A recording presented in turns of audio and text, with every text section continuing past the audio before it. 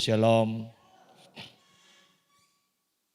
Mari bersama kita kembali membuka Alkitab kita di dalam 1 Korintus pasal 14. 1 Korintus pasal 14 ayat yang pertama sampai ayat yang ke-25.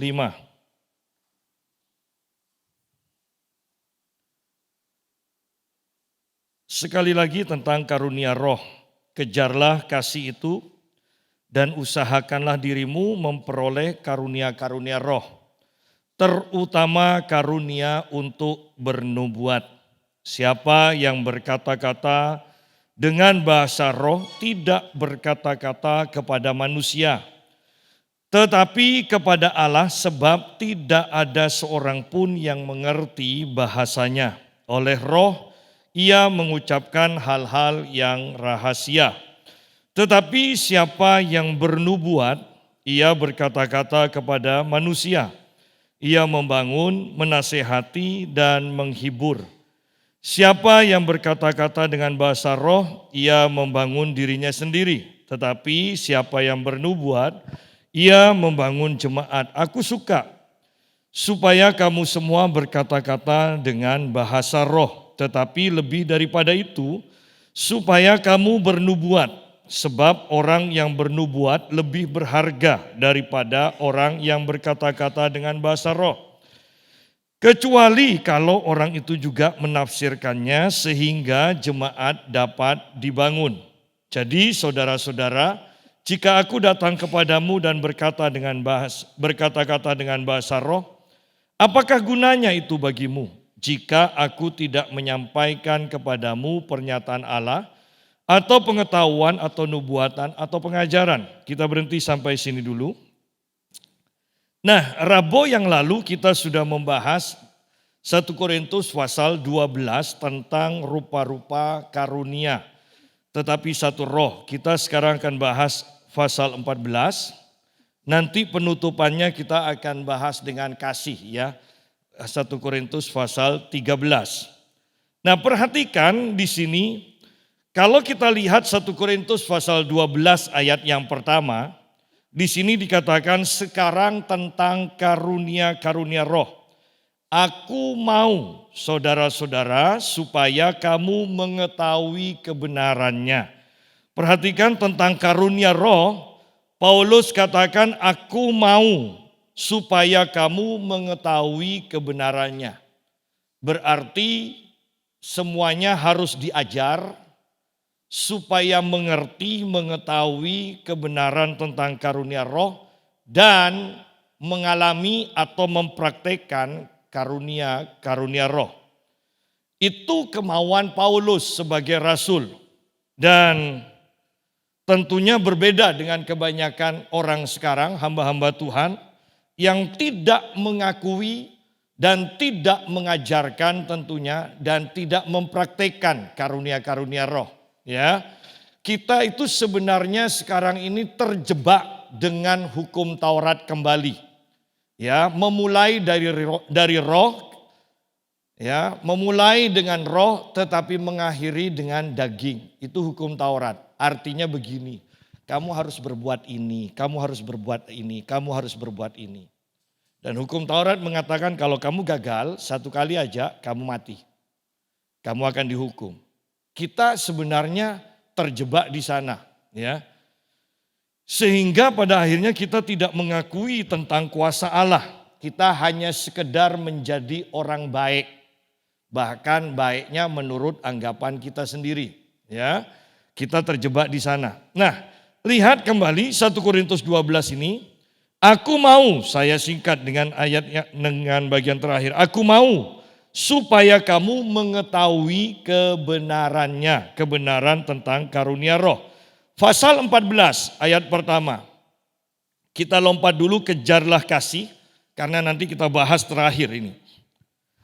Dan usahakanlah dirimu memperoleh karunia-karunia roh, terutama karunia untuk bernubuat. Jadi kalau kita gabung pasal 12 ayat 1 dan 14 ayat yang pertama ini, maka kita akan mendapati tentang karunia-karunia roh. Aku mau supaya kamu mengetahui kebenarannya Dan usahakanlah dirimu memperoleh karunia-karunia roh, terutama karunia untuk bernubuat. Setelah mengetahui kebenaran tentang karunia roh, usahakan dirimu untuk memperoleh karunia-karunia roh. Ya, usahakan berarti harus sampai dalam praktek. Ya. Mengetahui dan praktekkanlah.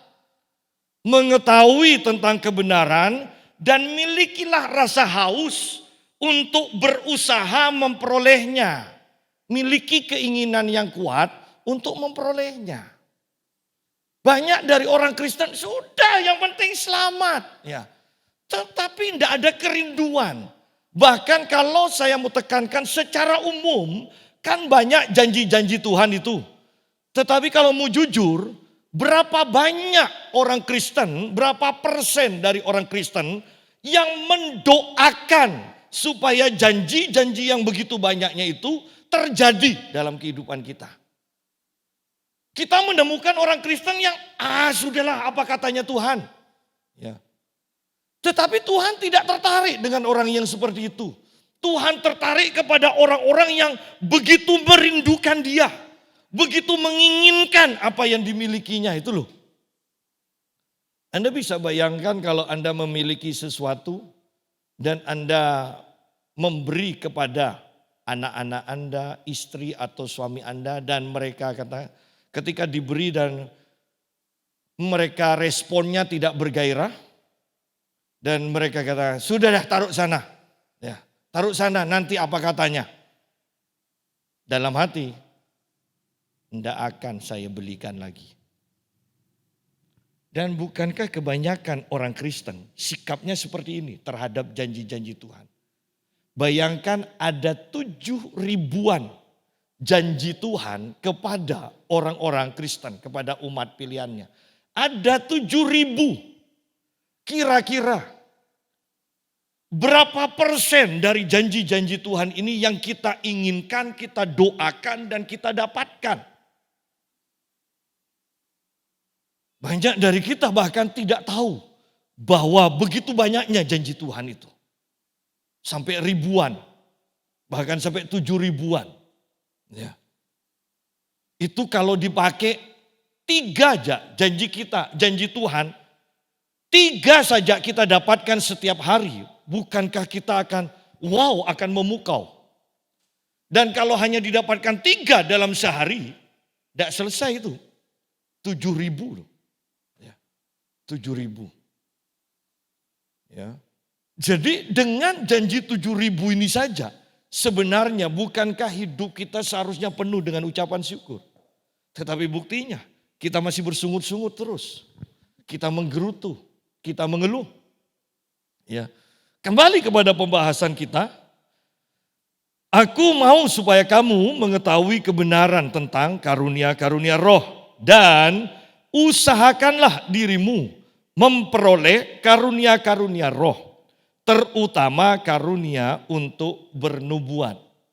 Bahwa usahakanlah dirimu memperoleh karunia-karunia roh. Jadi kita harus diajar, kemudian beli buku-buku. Sekarang lebih gampang lagi, lihat di YouTube, ya, khotbah-khotbah pengajaran tentang karunia-karunia roh. Dan setelah itu mendoakannya, meminta supaya itu tergenapi dalam hidup kita. Kemudian baru ada susunannya, terutama karunia untuk bernubuat. Kalau saya mau sederhanakan, sebenarnya Paulus menginginkan setiap orang harus mempunyai dan mempraktekkan karunia yang berbeda-beda kan. Tetapi khusus nubuat itu harus dimiliki oleh semua orang Kristen, orang percaya. Sederhananya itu pengertiannya. Karena di sini dikatakan terutama karunia untuk bernubuat. Kata terutama berarti yang terpenting, tetapi juga berarti semuanya harus punya ini. Karena ini yang paling utama. Ya. Semuanya harus mengejar ini, terutama. Sama kalau kejuaraan kan, yang dikejar yang utama, semuanya ngejar yang utama.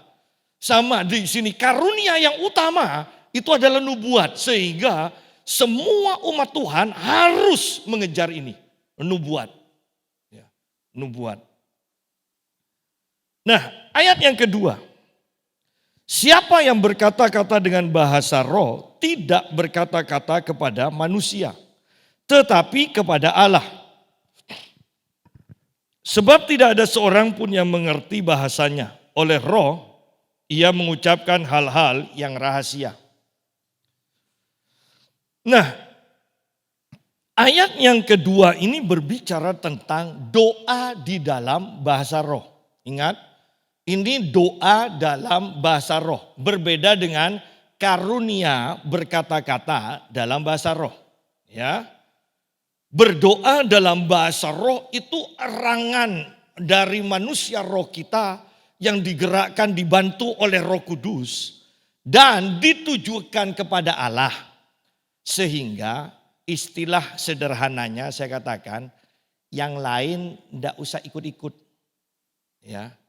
Enggak usah kepo gitu loh. Ya. Enggak usah kepo. Kebanyakan orang kan bingung, apa bahasa roh?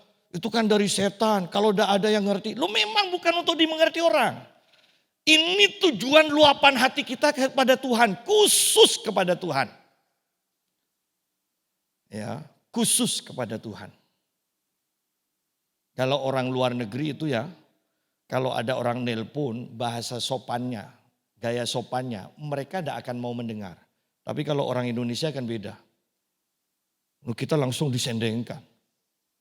Ya, supaya siap-siap. Nah sama dengan bahasa roh. Bahasa roh itu hanya untuk Tuhan. Kita ngomong untuk Tuhan. Yang lain kalau ingin tahu itu namanya tidak sopan. Apalagi memperdebatkan. Apalagi menjelek-jelekkan. Itu namanya kurang ajar. Ya. Jadi kita lihat di sini. Jelas di sini ini bahasa doa. Ayat yang kedua. Bukan karunia. Bukan karunia berkata-kata dengan bahasa roh. Bukan juga bahasa malaikat. Ya. Bukan juga bahasa-bahasa lain. Glosolalia. Itu bahasa-bahasa lain. Artinya bahasa yang ada di muka bumi. Ya. Bukan. Ini bahasa yang tidak perlu ditafsirkan. Tetapi Tuhan ngerti. Ya. Tuhan ngerti. Nah, siapa yang berkata-kata dengan bahasa roh tidak berkata-kata kepada manusia. Jadi jelas, tidak ditujukan kepada manusia sehingga yang lainnya tidak perlu bingung. Ini bahasa doa. Ya. Kalau karunia berkata-kata dalam bahasa roh, maka itu harus ditafsirkan. Tetapi bahasa doa tidak perlu ditafsirkan. Kan ini rahasia. Semakin orang lain tidak ngerti, semakin setan tidak ngerti, lebih bagus. Karena ini memang ditujukan. Istilah kerennya ini kode rahasia. Nah kan, kode rahasia. Hanya aku dan engkau yang tahu. Iya kan? Ya, jadi sudah beres kan, berarti kita tidak usah bingung, tidak usah, maksud saya juga kita tidak perlu ragu untuk berkata-kata dalam bahasa roh. Tetapi kepada Allah, sebab tidak ada seorang pun yang mengerti bahasanya dan memang orang lain tidak perlu mengerti bahasa ini. Oleh roh ia mengucapkan hal-hal. Nah, perhatikan kembali. Oleh roh kita mengucapkan hal-hal yang rahasia. Kata rahasia berarti supaya orang lain, setan-setan tidak tahu. Ini rahasia sifatnya. Secara sederhananya bahasa doa. Yesus mengajarkan kalau kamu berdoa, masuk ke dalam kamarmu, tutup pintu. Nah, itu rahasia. Ya. Walaupun ini semua orang harus melakukannya dan bisa melakukannya. Masuk kamar, tutup pintu, kunci dan berdoa. Itu rahasia. Secara khusus supaya kita tidak selalu masuk kamar, dimanapun tetap bisa terhubung secara rahasia dengan Tuhan, bahasa roh. Doa dalam bahasa roh. Ya. Nah, banyak orang yang meremehkan bahasa roh. Ketika seseorang tidak percaya dalam bahasa roh, maka ya mereka secara otomatis tidak akan bergerak dengan karunia-karunia roh. Karena bahasa roh ini merupakan dasar dari semua karunia-karunia roh. Dan kalau kita tidak bergerak dengan karunia-karunia roh, sudah jelas kan berarti walaupun kita mengatakan bukan dengan kuat gagahku tetapi oleh rohmu ya Tuhan. Aku tidak mengandalkan kekuatanku sendiri. Aku mengandalkan hikmat Allah. Tidak bisa. Karena paling mudah kita mengerti bahwa kita itu mengandalkan Roh Kudus. Yaitu bergerak dong dalam karunia-karunia roh. Karena semua karunia roh bukan berdasarkan kekuatan, keahlian, kemampuan kita. Karunia roh berarti mengandalkan Roh Kudus untuk bergerak. Ya. Jadi paling mudah kita itu berserah dan mengandalkan Roh Kudus. Paling mudah kita memahami adalah ketika kita bergerak dengan karunia-karunia roh. Ya. Ayat yang ketiga. Tetapi siapa yang bernubuat? Ia berkata-kata kepada manusia. Ia membangun, menasehati, dan menghibur. Siapa yang berkata-kata dengan bahasa roh, ia membangun dirinya sendiri. Tetapi siapa yang bernubuat, ia membangun jemaat. Jadi lihat urutannya. Sebelum kita membangun jemaat, diri kita sendiri haruslah dibangun. Ya kan? Itu kan kebenaran dasar. Ya. Tidak mungkin kan kita ini belum mampu secara keuangan tapi mau bantu orang lain yang miskin. Bagaimana caranya? Kan repot nanti. Kita harus cari pinjaman untuk dikasihkan pada orang tersebut dan kita sendiri kemudian nanggung utang. Tetapi kalau kita sendiri sudah mampu lebih dari cukup dan kita mau memberi kepada orang lain kan lebih bebas dalam memberi. Nah di sini juga sama. Diri sendiri belum dibangun, bagaimana mungkin bisa membangun orang lain? Jelas aturannya. Bahwa ketika kita berkata-kata dengan bahasa roh, kita banyak berdoa dalam bahasa roh dikatakan, ia membangun dirinya sendiri. Tujuannya apa? Membangun diri sendiri supaya kita bisa membangun orang lain. Tujuannya itu bukan untuk gagah-gagahan kita, ya, tetapi untuk membangun orang lain. Ini karunia yang utama adalah nubuat. Dan saya perhatikan banyak hamba Tuhan yang bernubuat sekarang itu sudah sesat. Artinya sesat begini, bukan karunianya bukan berasal dari setan, bukan.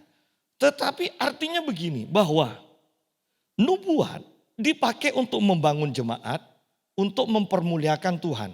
Ya.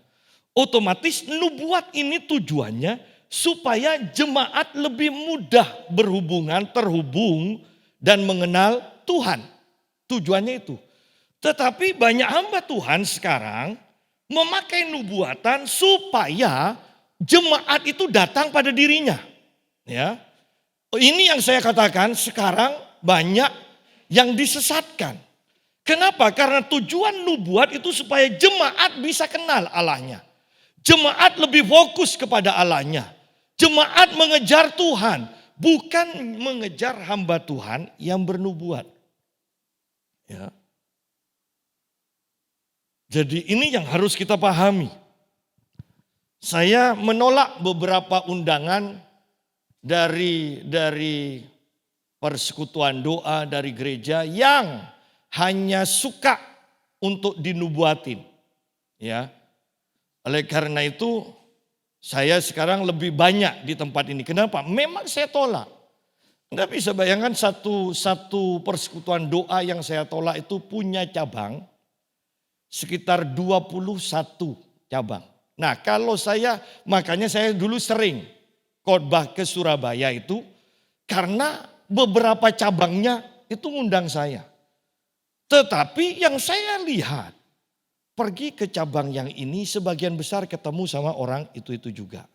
Pergi ke cabang yang ini sebagian besar orangnya itu juga. Dan hobinya minta dinubuatin. Sudah saya katakan belajar firman sehingga Anda sampai dalam taraf bisa percaya firman Tuhan dan tidak perlu mengejar hamba Tuhan. Amin, amin. Ya, selesai saya khotbah, kemudian pengurusnya katakan begini, tapi Pak Yusa, kan bisa kan jemaat minta didoakan, boleh. Lu namanya orang minta didoakan, masa saya jawab tidak boleh. Ya saya jawab boleh. Ternyata semuanya kan capek kan begini terus kan. Kalau tidak percaya Anda setengah jam begini terus capek. Dan belum tentu setengah jam. Saya khotbah 1 jam, doakan orang 1,5 jam. Ya. Jadi ketika saya lihat mereka hanya mengejar seperti ini. Saya tolak. Kemudian yang saya takutkan, bukankah yang saya takutkan ini? Bahwa kesombongan akan menguasai hidup saya. Kenapa? Karena orang lain butuh saya. Ya. Jadi saya katakan, Ibu, saya sekarang sementara ini. Nah, bersyukur juga ada COVID. Sementara ini saya tidak keluar ya Bu. Tangga minggu ini tidak bisa. Pak, kalau bulan depan, minggu ini saya tersedia, tahun ini saya ada 3 bulan ini pilih sendiri Pak. Saya katakan tidak bisa Ibu, saya tidak keluar, saya katakan. Tetapi lihat di sini, kenapa? Secara pastinya saya katakan begini. Loh itu membingungkan loh pelayanan seperti itu. Artinya begini, ketika orang bergerak dalam karunia roh, bukankah kita tahu bahwa karunia roh tidak akan bergerak semaunya kita? Itu semaunya Tuhan. Kita itu hanya siap kapan Roh Kudus bergerak, kita bergerak bersama. Itu karunia roh. Anda bisa bayangkan kalau setiap ibadah kita harus bernubuat. Berarti kita nantinya akan terjebak. Tuhan tidak berbicara, kita yang berbicara. Itu loh. Itu bahayanya. Saya bertanya pada bapakmu tuh, Pak, kenapa kok jarang bernubuat? Kan saya percaya Pak Mutu tahu kok keadaan orang-orang, keadaan jemaat. Dan dia hanya jawab, saya tahu. Ketika saya bertemu dengan orang-orang, dengan jemaat di Pamekasan, saya tahu kok keadaan mereka dan apa yang mereka butuhkan. Dia bilang. Dan saya sampaikan itu melalui firman. Kenapa? Supaya orang tidak cari saya, tetapi fokus pada Tuhan. Dia bilang. Kalau diperhatikan firman yang saya sampaikan itu banyak mengandung nubuatan kok. Apa yang terjadi dia akan datang dan bagaimana menghadapi yang akan datang. Dia katakan. Ya. Nah, banyak umat Tuhan tidak mau menyimak firman Tuhan. Dan mereka hanya mengejar nubuatan. Yang terjebak, yang bahaya, lebih bahaya saya katakan hamba Tuhannya. Hamba Tuhannya. Mereka akan mencuri kemuliaan Tuhan. Dan kemana-mana mereka kemudian akan disebut hadirilah KKR, hadirilah persekutuan doa ini. Dilayani hamba Tuhan A dengan karunia nubuat. Loh. Itu seakan-akan hamba Tuhan yang melayani pasti bernubuat dan harus bernubuat. Kalau orang datang. Di sini loh ketidakmengertian kita akan firman Tuhan akan membuat jemaat Tuhan, gereja Tuhan menjadi aneh. Sangat aneh. Ya.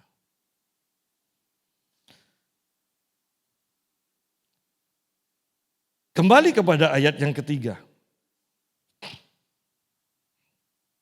Tetapi siapa yang bernubuat, ia berkata-kata kepada manusia, ia membangun, menasihati dan menghibur.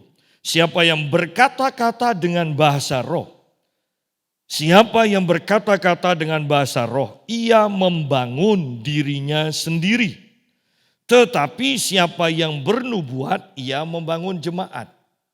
Nah, Anda perhatikan banyak orang yang mengatakan begini, untuk apa berkata-kata bahasa roh, tapi kehidupannya masih seperti itu, ya kan?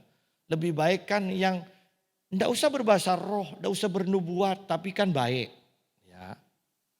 Perhatikan ayat ini, kalau kita memang berkata-kata dalam bahasa roh bukan hanya di gereja, tetapi ini menjadi gaya hidup kita sehari-hari. Lihat bahwa tujuannya untuk membangun jemaat yang lain. Ya. Kemudian kata membangun diri sendiri, bukankah sebenarnya berbicara kita ini sebagai manusia rohani didewasakan dengan berbahasa roh. Dikuatkan, dibangun terus-menerus. Bahwa bahasa roh jangan diremehkan. Kata membangun berarti secara umum kita juga menjadi dewasa secara roh. Kata membangun. Ya. Untuk membangun orang lain, kita harus membangun diri kita sendiri. Untuk menasehati orang lain, maka tidak bisa kita mempunyai kerohanian itu seperti anak-anak. Tidak mungkin kan anak kecil menasihati orang dewasa, kan tidak mungkin. Orang dewasa yang akan menasihati yang lebih muda atau bahkan anak-anak kecil. Nah sama, tujuannya kita berkata-kata dalam bahasa roh untuk membangun diri sendiri. Untuk mendewasakan manusia roh kita. Ketika sudah dewasa, ketika sudah kuat, baru kita akan membangun orang yang kurang dewasa secara roh. Itu loh. Ya. Jadi banyak orang yang terlalu sombong dalam ketidakmengertian mereka mengatakan ada apa berbahasa roh, ada apa bicara karunia roh, tapi kelakuannya. Loh, yang saya mau katakan begini, kalau yang berkata-kata dalam bahasa roh saja masih seperti itu, apalagi yang enggak. Ya. Karena berkata-kata dalam bahasa roh itu terhubung secara rahasia dengan Allah. Ini yang biasa berduaan dengan Allah saja, kadang sikapnya masih tidak enak. Apalagi yang tidak pernah berbicara rahasia dengan Allah, artinya yang tidak pernah sadar kehadiran Allah dalam hidupnya. Apa tidak semakin sembrono? Banyak orang yang ternyata dalam kebodohannya mereka sombong secara rohani. Padahal mereka tidak bisa apa-apa. Ngusir setan tidak bisa. Nyembuhkan orang sakit tidak pernah. Ya kan? Melihat apa yang Tuhan sediakan tidak pernah. Melihat setan tidak pernah. Bagaimana berhadapan dengan setan. Ya. Jadi kita lihat di sini. Siapa yang berkata-kata dengan bahasa roh, ia membangun dirinya sendiri. Dibangun. Saya tidak hanya berbicara di gereja, walaupun di gereja tidak dilarang berkata-kata dalam bahasa roh. Saya tekankan, dalam gereja tidak dilarang berkata-kata dalam bahasa roh. Karena di sini ayat 5 mengatakan, Paulus sendiri mengatakan, aku suka supaya kamu semua berkata-kata dengan bahasa roh. Loh. Paulus suka sebagai orang Kristen yang benar sebenarnya mendengar orang Kristen yang lain berkata-kata dalam bahasa roh itu menyenangkan. Ya, menyenangkan. Saya ingat ketika saya bersama beberapa jemaat kumpul dengan almarhum Pastor Ronald Lai. Dan sama juga ketika kami berkumpul dengan Pastor Andrew Cilea. Ketika sedikit-sedikit berdoa dalam bahasa roh, kemudian mereka sama omongannya. Saya senang mendengar kalian berkata-kata dalam bahasa roh. Saya senang, dia bilang. Manusia roh saya diberkati. Ya.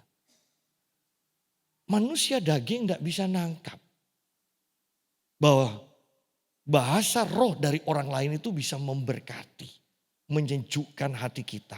Tetapi orang yang mengerti sudah masuk ke sana akan merasa terberkati ketika dekat dengan orang yang berkata-kata dengan bahasa roh.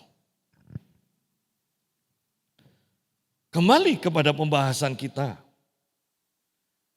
Ayat 3, tetapi siapa yang bernubuat setelah kita membangun diri kita sendiri.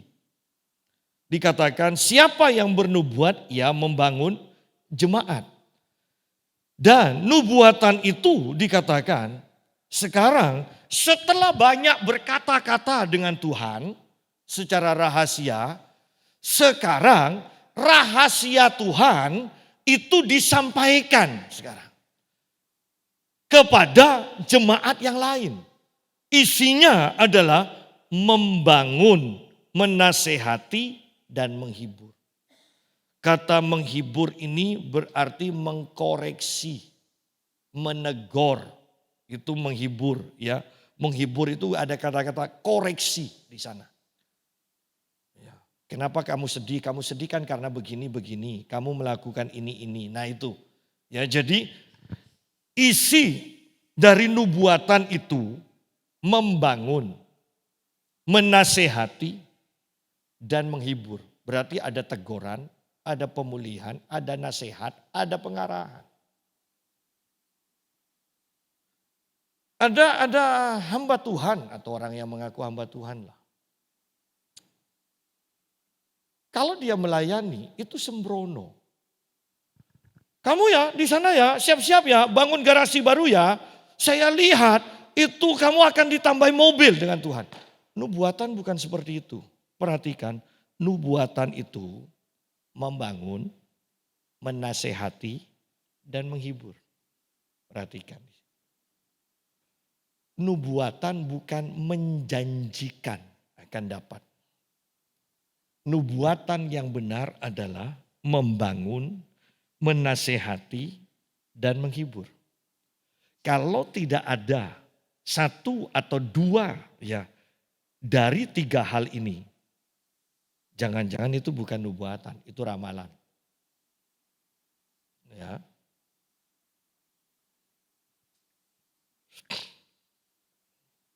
Jadi kita mengerti di sini bahwa setelah kita membangun diri kita atau manusia roh kita, baru kita siap untuk membangun jemaat yang lain. Artinya setelah kita banyak berkata-kata dalam bahasa roh di dalam doa kita, baru kita akan bernubuat untuk orang lain.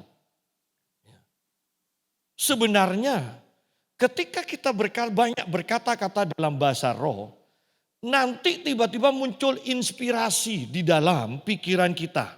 Sebetulnya roh kita ya. Tapi seperti di pikiran tapi lebih dalam dari pikiran. Tiba-tiba muncul. Nah apa yang muncul itu sebenarnya itu adalah arti dari doa-doa kita itu loh. Sehingga ketika kita banyak berkata-kata dalam bahasa roh, kalau memang kita banyak berkata-kata dalam bahasa roh, secara otomatis kita akan hidup dalam nubuatan demi nubuatan untuk orang lain. Karena kita itu mendapatkan pewahyuan, ilham, inspirasi, apalah namanya. Pokoknya tiba-tiba muncul.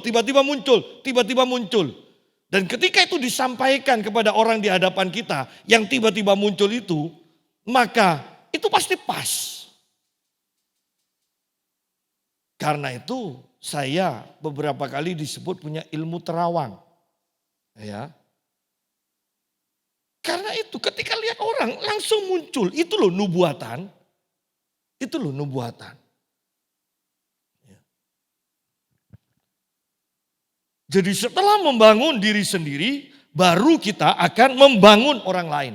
Dan pasti akan membangun orang lain.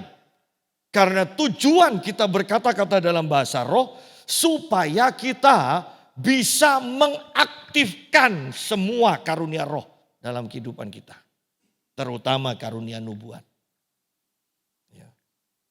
Ingat bahwa berkata-kata dalam bahasa roh yang bahasa doa itu merupakan dasar untuk mengaktifkan semua karunia-karunia roh dalam kehidupan kita.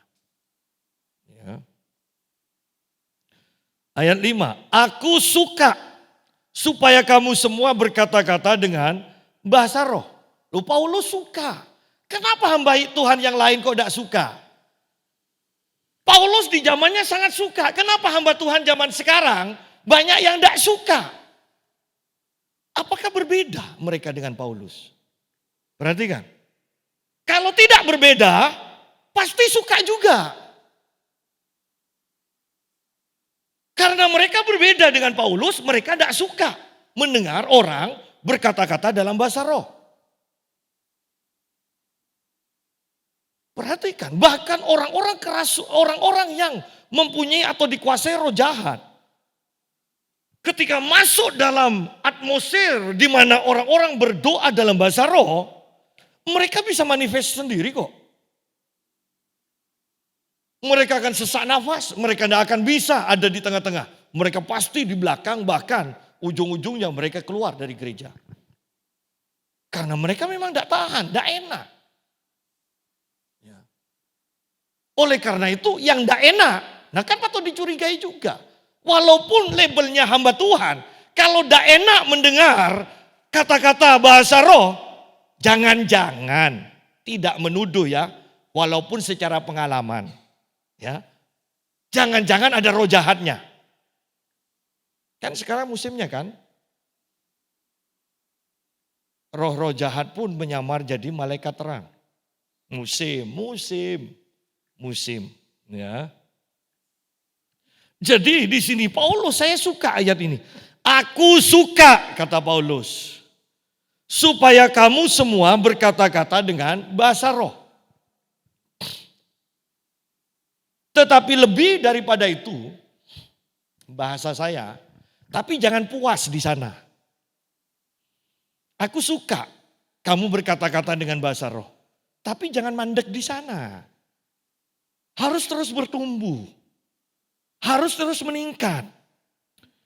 Tetapi lebih daripada itu, bukan hanya berbahasa roh yang membangun diri sendiri, supaya kamu bernubuat. Ingat loh, jangan hanya manusia rohmu sendiri yang dibangun terus, tetapi kamu harus meningkat. Semakin kamu meningkat, kamu siap, nah harus bangun orang lain. Itu bahasa saya. Supaya lebih gampang dimengerti. Supaya kamu bernubuat. Sebab orang yang bernubuat lebih berharga daripada orang yang berkata-kata dengan bahasa roh. Kecuali kalau orang itu menafsirkannya sehingga jemaat dapat dibangun. Ya, perhatikan, jangan mengatakan pada saya, nah Pak kan lebih berharga orang yang bernubuat, makanya saya mau bernubuat. Bagaimana mau bernubuat? Kalau dirimu sendiri belum dibangun dengan berbahasa roh. Anda harus dibangun dulu baru akan membangun orang lain. Ya. Jangan lompat-lompat.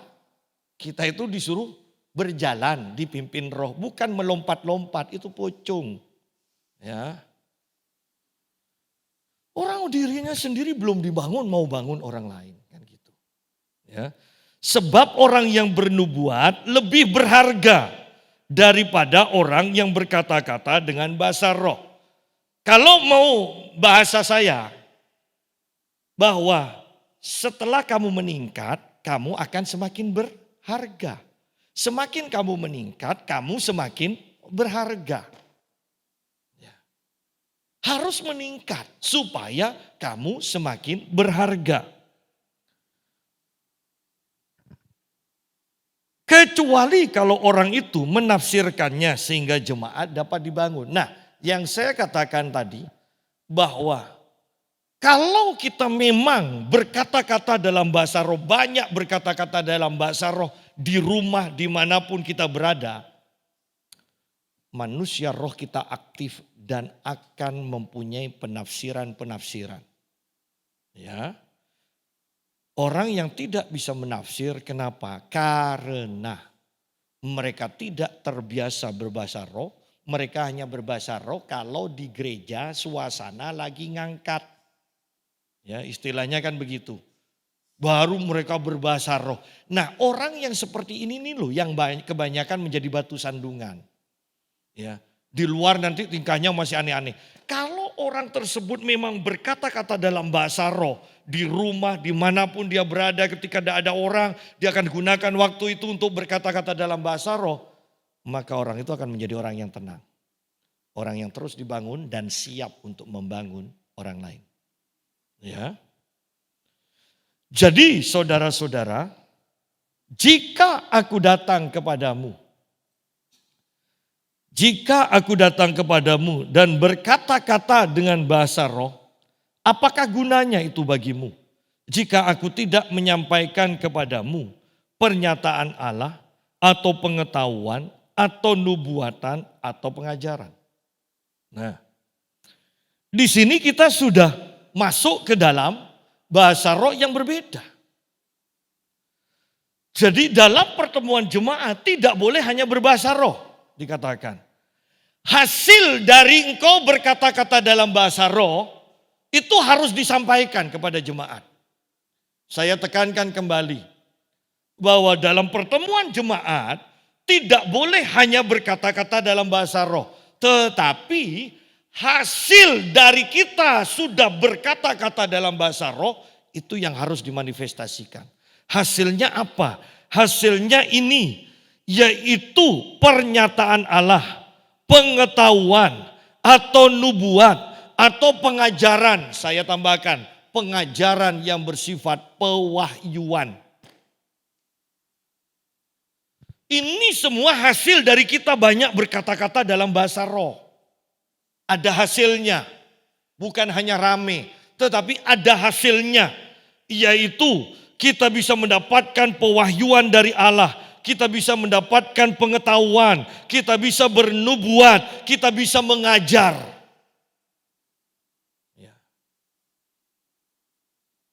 Sama halnya dengan alat-alat yang tidak berjiwa, tetapi yang berbunyi seperti seruling dan kecapi. Bagaimanakah orang dapat mengetahui lagu apakah yang dimainkan, seruling atau kecapi, kalau keduanya tidak mengeluarkan bunyi yang berbeda? Atau jika nafiri tidak mengeluarkan bunyi yang terang, siapakah yang menyiapkan diri untuk berperang? Demikianlah juga kamu yang berkata-kata dengan bahasa roh. Jika kamu tidak mempergunakan kata-kata yang jelas, bagaimanakah orang dapat mengerti apa yang kamu katakan? Kata-katamu sia-sia saja kamu ucapkan di udara. Ada banyak, entah berapa banyak macam bahasa di dunia, sekalipun demikian tidak ada satupun di antaranya yang mempunyai bunyi yang tidak berarti. Tetapi jika aku tidak mengetahui arti bahasa itu, aku menjadi orang asing bagi dia yang mempergunakannya dan dia orang asing bagiku. Perhatikan kata ini, ayat 10. Ada banyak, entah berapa banyak macam bahasa di dunia.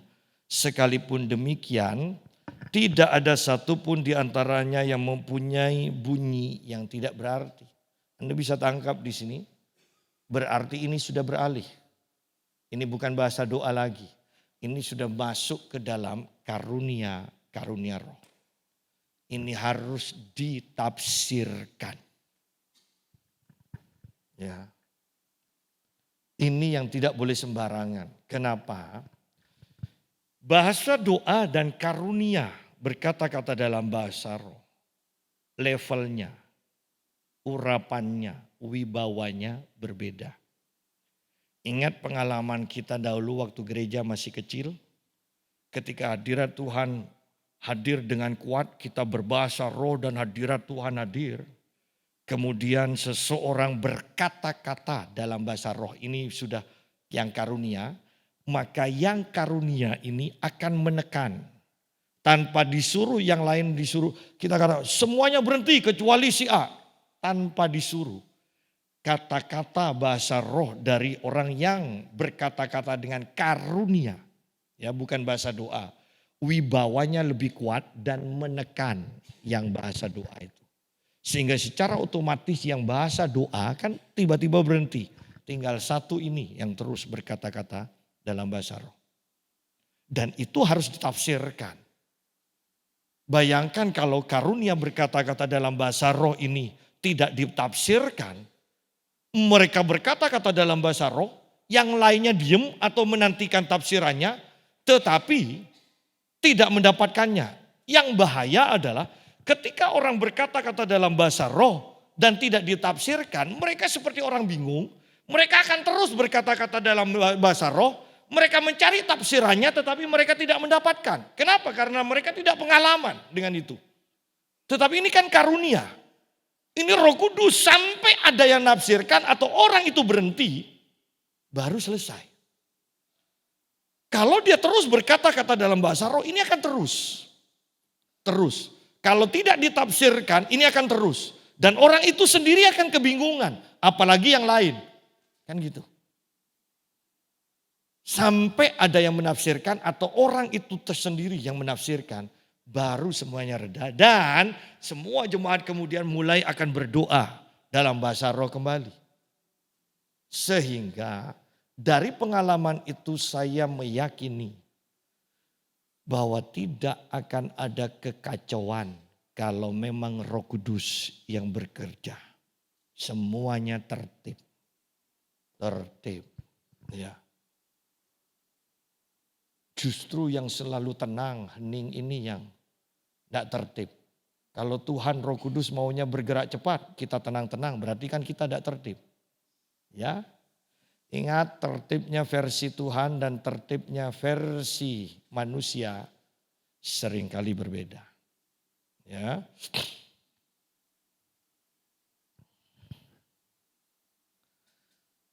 Ayat yang ke-12. Demikian pula dengan kamu. Kamu memang berusaha untuk memperoleh karunia-karunia roh. Ingat kata ini, berusaha dan tidak disalahkan. Kalau perlu minta, namanya usahakan semuanya. Belajar iya, minta iya, dekat-dekat sama hamba Tuhan yang punya karunia roh supaya dapat impartasi iya. Tidak usah, walah karunia itu dari Roh Kudus bukan dari hamba Tuhan. Namanya usaha. Ya, namanya usaha. Orang wanita yang punya anak itu kan yang kerasukan saja, yang sakit kerasukan. Sudah ditolak aja sama Tuhan, masih aja dekat-dekat. Seharusnya seperti itu. Jangan peduli apa kata orang. Pokoknya aku harus dapat. Nah itu loh prinsipnya. Ya. Demikian pula dengan kamu. Kamu memang berusaha untuk memperoleh karunia-karunia roh. Dan tidak disalahkan loh ya. Tidak disalahkan. Ingat, Paulus tidak menyalahkan. Tetapi lebih daripada itu hendaklah kamu berusaha mempergunakannya untuk membangun jemaat. Istilah saya yang paling gampang begini. Jangan puas ya, hanya dapat 50.000. Kamu harus berusaha dapat 200.000. Ngerti maksudnya? Ini supaya jelas kalimat Paulus ini. Jadi Paulus ini bahkan apa yang diinginkan oleh jemaat itu sudah baik. Itu sudah terlalu tinggi bagi jemaat. Tetapi Paulus sekarang masih kurang. Minta lebih lagi. Gitu loh. Sehingga bayangkan orang yang sudah berusaha, Paulus katakan masih kurang. Terus yang tidak berusaha ini mau dikategorikan di mana? Ya. Iman tanpa perbuatan mati. Iman tanpa perbuatan kosong dikatakan. Bukankah ini yang dimiliki oleh banyak orang Kristen? Iman yang mati, iman yang kosong. Percaya bahwa Allah hidup. Ya percaya. Buktinya mana? Tidak bisa membuktikan. Ini iman yang kosong. Kan percaya walaupun tidak melihat Pak Yusa. Loh iya, tidak melihat secara jasmani. Tetapi manusia rohmu aktif. Manusia rohmu bisa melihat. Itu iman. Iman adalah bukti dari segala sesuatu yang kita harapkan. Kan namanya pengharapan kan? Berarti tidak ada bukti. Buktinya di mana? Di alam roh. Kita punya bukti bahwa itu ada kok. Buktinya ada. Sehingga secara jasmani kita mengharapkan itu. Kalau buktinya tidak ada. Itu bukan iman. Itu hanya pengharapan. Ya.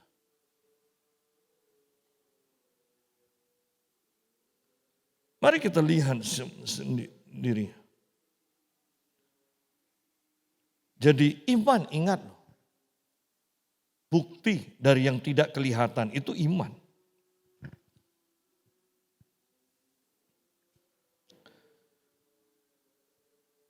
Ayat 13, karena itu siapa yang berkata-kata dengan bahasa roh, ia harus berdoa supaya kepadanya diberikan juga karunia untuk menafsirkannya. Ketika kita berkata-kata berdoa dalam bahasa doa, perhatikan di sini. Ketika kita banyak berdoa dalam doa bahasa roh, maka itu akan sering terjadi begini. Sebentar kita berdoa dalam bahasa doa, sebentar kita akan beralih dalam karunia roh. Karunia berkata-kata dalam bahasa roh. Sebentar kembali lagi ke bahasa doa, kita kembali lagi ke karunia berkata-kata. Akan sering seperti itu. Sehingga inilah kesukaan atau kegairahan kita dalam berdoa. Ya, karena doa itu tidak bisa ditebak. Kadang berdoa dalam bahasa roh, ya, bahasa doa, kemudian beralih ke karunia berkata-kata dalam bahasa roh. Kemudian langsung mendapatkan penafsiran. Dan kemudian kita mungkin berkata-kata dalam bahasa yang kita kenal. Kemudian kita mendapatkan inspirasi atau ilham, doakan ini, orang ini mengalami seperti ini, si B mengalami seperti ini. Ini kita doakan, selesai kita berkata-kata dalam doa lagi, dalam bahasa roh, beralih lagi ke dalam pewahyuan demi pewahyuan. Seperti itu doa. Sehingga ini loh yang orang lain katakan, ada apa doa panjang-panjang? Karena doa itu merupakan seni. Sadhu Sundar Selvaraj mengatakan, seni menyembah yang hilang. Banyak orang hanya berdoa 5 menit sudah cukup sehari. Tetapi ingat, namanya seni. Tidak ada seni yang dihasilkan oleh usaha yang sebentar. Tidak ada. Anda kalau lihat pelukis yang memang seniman, bukan hanya pelajar. Kalau pelajar ngelukis mau setengah jam, minta 5 menit, sudahlah. Ya. Gampang. Tapi seniman, sehari aja kadang belum cukup kan? Kadang bahkan berbulan-bulan. Itu seni namanya. Dan Sadhu Sundar Selvaraj mengatakan, penyembahan, doa, itu merupakan seni yang sudah hilang. Sidang jemaat. Jadi bagaimana dengan kekristenan? Saya tekankan begini, bahwa ini sangat dibutuhkan. Kenapa? Percayalah, Alkitab sudah mengatakan ke depannya tidak akan semakin mudah. Tidak akan semakin mudah. Ke depannya penuh tantangan. Butuh orang-orang yang kuat secara roh untuk bisa terus berjalan dengan iman. Muncul sebagai pemenang di masa yang akan datang. Percayalah, uang kita pada waktunya nanti tidak bisa diharapkan lagi. Percayalah, hubungan demi hubungan yang kita bangga-banggakan mungkin tidak akan bisa kita banggakan lagi. Tidak, kecuali kita ditolong Tuhan atau kita mati dilibas oleh keadaan. Sehingga sebelum itu terjadi, inilah waktunya kita membangun manusia roh kita. Karena itu siapa yang berkata-kata dengan bahasa roh, ia harus berdoa supaya kepadanya diberikan juga karunia untuk menafsirkannya. Sederhananya saya mau katakan, jangan takut minta karunia roh. Pak Yusa, kan Alkitab katakan itu diberikan sesuai dengan keinginan Roh Kudus, kehendak Roh Kudus. Oh iya, Roh Kudus memberikan sesuai dengan keinginan kepada masing-masing orang. Tetapi yang belum dapat dikasih, ya, kita ingin yang dikasihkan Roh Kudus kepada orang lain. Kalau kita ingin, kan enggak salah kan minta kan? Enggak salah kok. Orang Alkitab katakan, mintalah apa saja. Tuh, mintalah apa saja. Apakah salah minta Tuhan? Yang lain bergerak dengan karunia kesembuhan. Tuhan, aku ingin Tuhan, berikan Tuhan. Kalau belum dapat, minta lagi. Belum dapat, minta lagi. Sampai dapat. Sampai dapat. Saya dahulu berkata, seringkali saya berkata, kalau seminar kenabian saya juga jadikan contoh. Bahwa kita harus bertekun. Ingat almarhum kakak saya, kadang karunia itu tidak membuktikan bahwa karakter kita benar di hadapan Tuhan. Ingat, itu pemberian. Kakak saya itu tidak pernah berdoa, atau sedikit lah doanya. Tapi setiap hadirat Tuhan muncul ya, dia langsung bernubuat. Dan saya pikir, dulu saya berkata, kok enak ya. Saya bilang kepada istri saya juga, kok enak. Kita yang doa tiap hari doa, tidak dapat. Tidak dapat. Tetapi terus berdoa. Tetapi perhatikan, apa yang dihasilkan dari ketekunan, itu sifatnya lebih lama. Lebih awet. Kalau hanya pemberian, kadang kita tidak menghargai pemberian itu. Tetapi kalau dasar dari keinginan dan kita berusaha, ini Alkitab katakan, berusaha. Engkau akan menghargai ketika itu sudah ada di tangan. Ya. Supaya kepadanya diberikan juga karunia untuk menafsirkan. Ingat, ini Paulus yang mengatakan. Karena itu siapa yang berkata-kata dengan bahasa roh, ia harus berdoa supaya kepadanya diberikan juga karunia untuk menafsirkannya. Bahasa saya mengatakan, siapa yang sudah mendapatkan satu karunia roh, jangan puas hanya dengan satu karunia roh, minta karunia yang lain. Nah, itu bahasa saya. Ya. Sebab jika aku berdoa dengan bahasa roh, maka rohku lah yang berdoa. Tetapi akal budiku tidak turut berdoa. Ini yang disebut di dalam kitab Yesaya. Kalau tidak salah Yesaya 28 ayat yang ke-11. Sekitar itu. Ini yang disebut tempat perhentian. Kitab Ibrani juga menyebutkan perhentian. Lihat di sini. Sebab jika aku berdoa dengan bahasa roh, maka rohkulah yang berdoa, tetapi akal budiku tidak turut berdoa. Orang sumpah, ya, orang gelisah, orang capek, itu kan pikiran kan? Pikiran. Ketika kita berbahasa roh, pikiran kita dikatakan beristirahat. Ini loh tempat perhentian. Kenapa orang setelah berdoa dalam bahasa roh, kemudian sepertinya lega dan dapat kekuatan baru. Kenapa? Karena pikirannya istirahat. Loh, banyak orang tidur tapi pikirannya tetap jalan. Sehingga bangun tidur malah sakit semua, capek, males untuk bangun. Kenapa? Karena pikirannya jalan. Tetapi orang yang berkata-kata dalam bahasa roh, Alkitab katakan di sini, akal budiku tidak turut berdoa. Akal budinya istirahat. Hanya manusia rohnya saja. Roh kita yang berdoa. Roh kita yang berdoa. Sehingga kita akan mendapatkan kesegaran baru. Jadi apakah yang harus kubuat? Aku akan berdoa dengan rohku. Tetapi aku akan berdoa juga dengan akal budiku. Aku akan menyanyi dan memuji dengan rohku.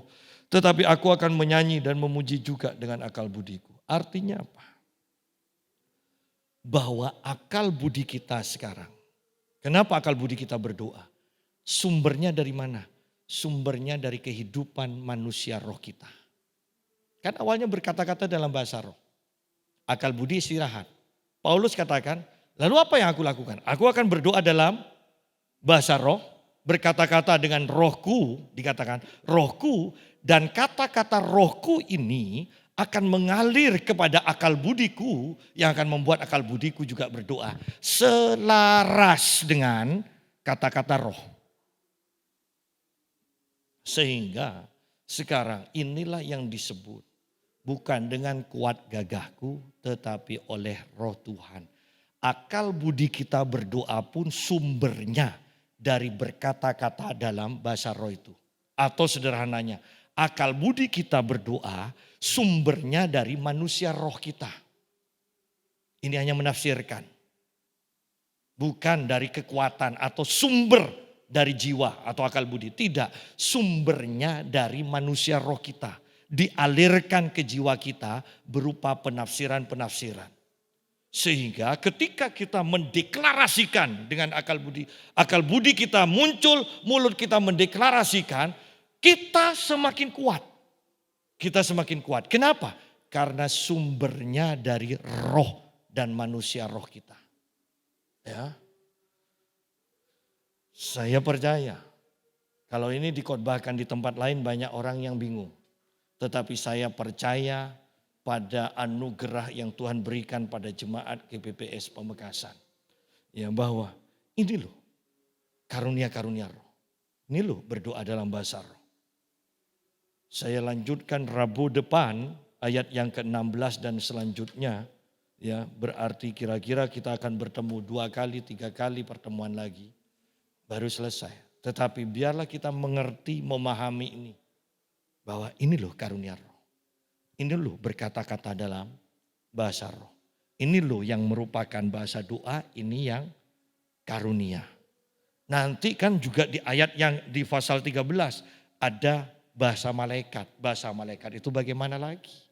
Jadi kita akan terus pelajari supaya kita rindu, ingin, haus untuk mendapatkan, kita berusaha dan kemudian kita bisa membangun orang lain. Tuhan Yesus memberkati.